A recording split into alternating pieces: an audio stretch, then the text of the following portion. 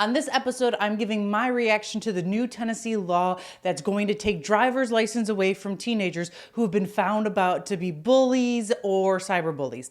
All right, if you've been following me for a while, or if you've read the #2 parenting book, Practical Tips for the Pooped Out Parent, and you read the chapter on logical consequences, then you probably know what I'm going to say.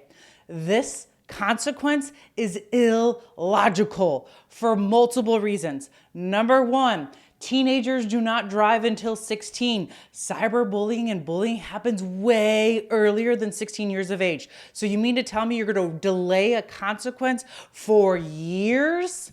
Guess what? Basic behavioralism says that a consequence, in order to be effective, needs to be as close to the behavior as possible. That's why the whole thing, like, wait till your father gets home, doesn't work, and you should never do it. So that's my first problem, that they don't get their license until 16 years of age. What happens when they bullied way before? In the article, they talked about, oh, well, we'll just wait. Who has time for that? No judge in Tennessee has time for that. Come on, get that crap out of here. All right, #2 issue. Here's the thing, there's been a significant decrease in the number of teens who are getting their license anyways. Do we really want this to be a reason why more of our teens are not driving? It takes away their autonomy. It takes away their independence. It takes away their ability to kind of spread their wings and take risks without their parents, their helicopter parents especially, kind of being over them. Driving and teenagers is a good thing. We do not want this trend to continue where fewer and fewer of our teenagers are not getting their license. We don't want to do that. That's the second reason why this is illogical. The reason number 3 why this is an illogical consequence is taking away their license has absolutely nothing to do with them being bullies. It doesn't. And in the article, they're like, well, it's going to really hit them where it hurts. And I'm like, it doesn't hurt them in that way. And that's just illogical thinking.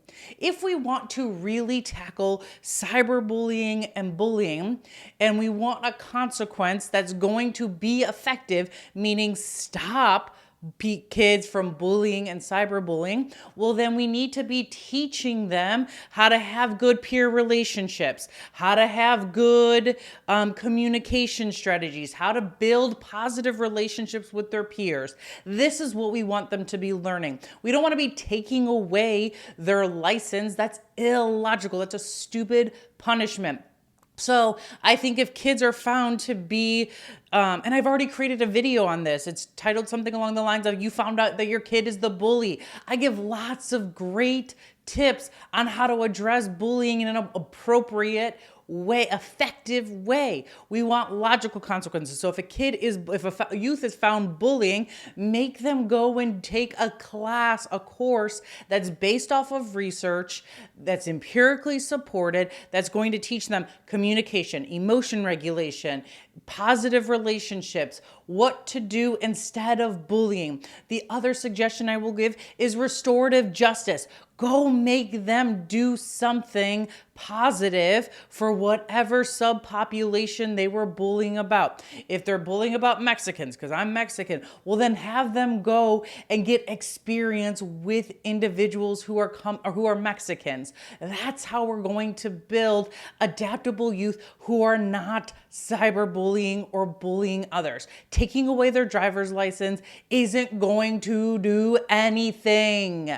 It's just going to put more pressure on parents, and it's not going to do anything. The kids are like, okay, well, my parents just has to drive me around. It's not teaching them any skills. Please, any other states that are looking to adopt a similar law, please don't. Think outside the box. Contact a clinical psychologist who knows about development and how to modify people's behaviors.